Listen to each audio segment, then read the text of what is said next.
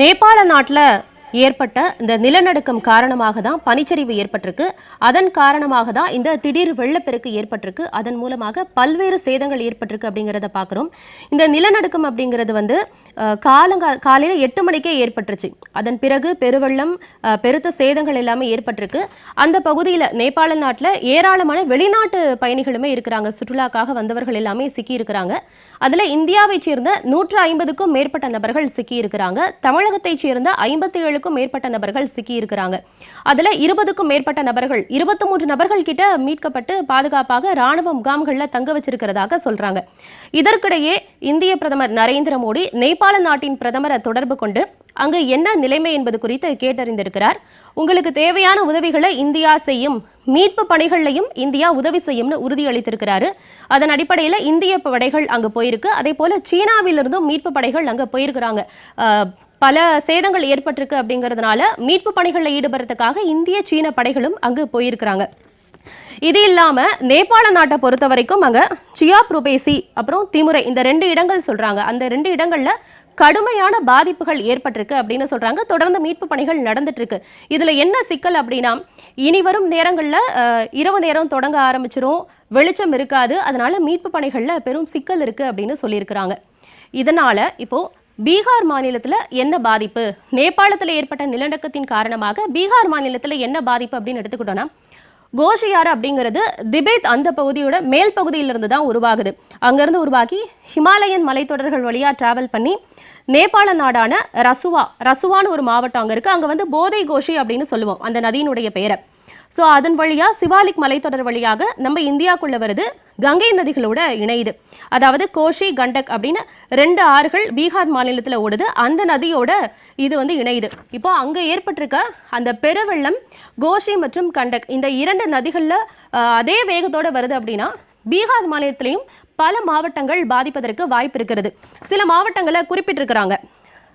சுபௌல், மாதவ்புரா உள்ளிட்ட 8 மாவட்டங்களுக்கு எச்சரிக்கை கொடுக்கப்பட்டிருக்கு. அதாவது இந்த கோஷி, கண்டகி, பாகமதி இந்த கரையோரமாக இருக்கக்கூடிய இந்த 8 மாவட்டங்களுக்கு வெள்ள அபாய எச்சரிக்கையும் கொடுக்கப்பட்டிருக்கு. அந்த பகுதிகளை மீட்கணும், மக்களை மீட்கணும் அப்படின்ற ஒரு விஷயங்களும் அங்கே போயிட்டு இருக்கு. அதற்கான ஒரு முன்னெச்சரிக்கை நடவடிக்கைகளும் ஏற்பட்டு இருக்கு. இதற்கு முன்பாகவே நம்ம கடந்த கால வரலாறும் இருக்கு.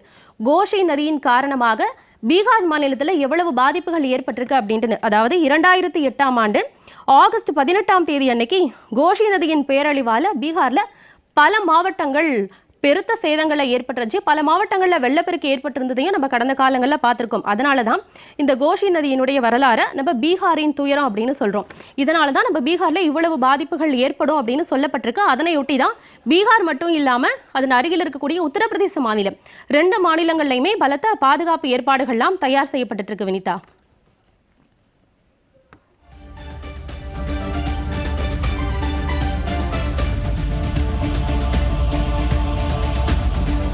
ஆனந்தி, இந்திய தரப்பிலிருந்து நேபாளத்திற்கு தேவையான அனைத்து உதவிகளும் செய்து தரப்படும் என்று பிரதமர் மோடி வாயிலாக தெரிவிக்கப்பட்டிருக்கு.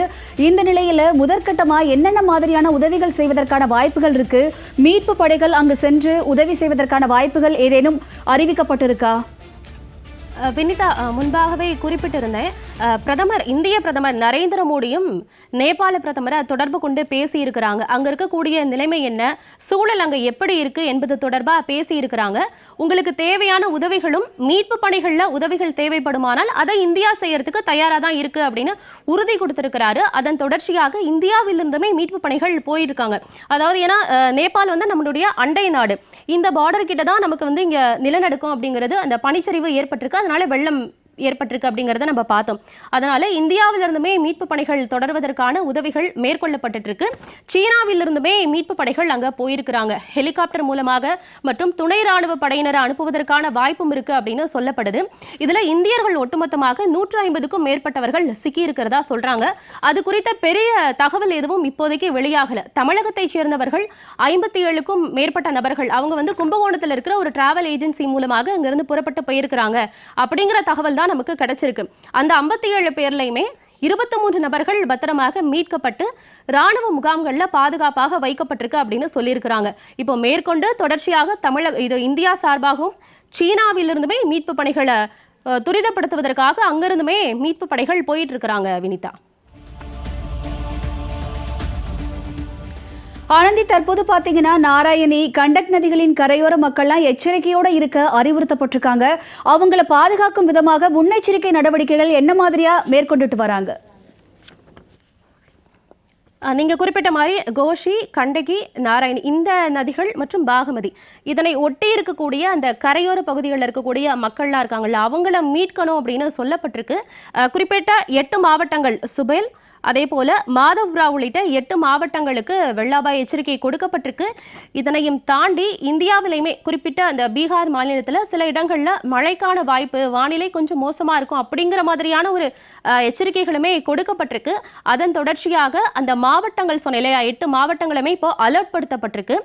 அங்கே இருக்கக்கூடிய அதிகாரிகள் தொடர்ச்சியாக அடுத்த கட்ட நடவடிக்கைகளுக்கு தயாராகிட்டு இருக்காங்க. அதாவது மக்களுக்கு ஒரு அவேர்னஸை ஏற்படுத்துறது, கரையோர பகுதிகளில் இருக்கக்கூடிய மக்களை அங்கிருந்து மீட்கணும், மீட்டு பாதுகாப்பான இடத்துல இருக்க வைக்கணும் அப்படின்னு சொல்லி தொடர்ச்சியான நடவடிக்கைகளை எடுத்துட்டு இருக்கிறாங்க.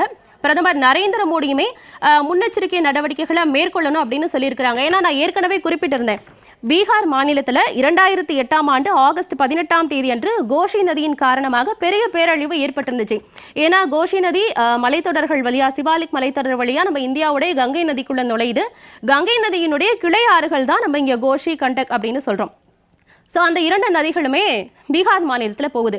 அப்போ அங்கேருந்து வெள்ளம் அவ்வளோ ஃபோர்ஸாக வரும்போது பீகாரில் இருக்கக்கூடிய மாவட்டங்களும் பாதிக்கப்படும். அப்படி ஏற்பட்ட பாதிப்பு தான் பீகாரினுடைய துயரம் அப்படின்னு சொல்கிறோம். இந்த கோஷி நதியை கடந்த கால வரலாறின் மூலமாக நம்ம பீகாரின் துயரம் அப்படின்னு கோஷி நதியை சொல்கிறோம். இன்னொரு விஷயம் நம்ம குறிப்பிடணும், கோஷி நதியை பொறுத்த வரைக்கும் 200 ஆண்டுகளுக்கு மேலே அதனுடைய பாதைகளை பல விதங்களில் மாற்றி அமைச்சிருக்கு. அதாவது அதனுடைய பாதை பல முறை மாறி போயிருக்கு. என்ன காரணம்னா அது புவியியல் ரீதியாகவே ரொம்ப சிக்கலானதாக சொல்லப்படுது. ஏன்னா நான் சொல்லியிருந்தேன் இல்லையா, திபெத்தினுடைய மேல் பகுதியிலிருந்து ஹிமாலயன் மலைத்தொடர் வழியாக பயணிக்குது.